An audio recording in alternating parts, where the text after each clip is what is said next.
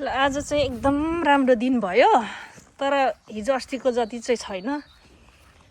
तर पनि हामी चाहिँ आज गार्डन सफा गर्ने, अलिअलि भएको सब्जीहरू यसो एकछाक निस्किन्छ कि भनेर हामी गर्दैछौँ। अनि मेरो सिस्नु चाहिँ यत्रो भएछ, मेरो आमाले जम्मै सफा गरिदिनु भयो। अहिले आउनु भएर के गर्नु, म त कति भाग्यमानी के।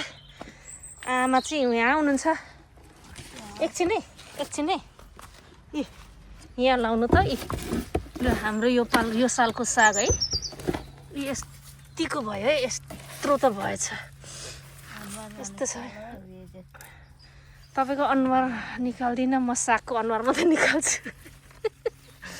यी साग यत्रो भयो। अनि चराले खान्छ नि त, त्यही भएर नेट जाली लाउनु पर्छ। यता पनि मसिनो थुप्रै उम्रिँदैछ, तर अब कसले खन्ने, कसले गर्ने।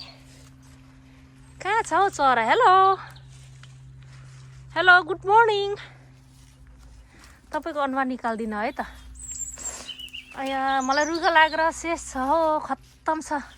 त्यत्रो गर्मीमा त्यत्रो गर्मी अरे, त्यत्रो जाडोमा मलाई रुगा लागेन। अब गर्मी सुरु भएपछि चाहिँ रुगा लाग्यो। साग दामी। अब सुँगुरको मासुमा लाएर परपर भुटेर खाने। ल भन्नु न।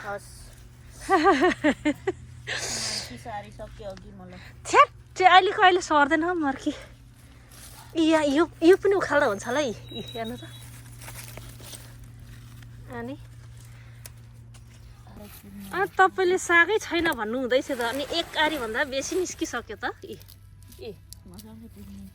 अनि यति थुप्रो राम्रो सागहरू छ। यहाँ सागै छैन भन्नुहुन्छ हौ। अचम्म।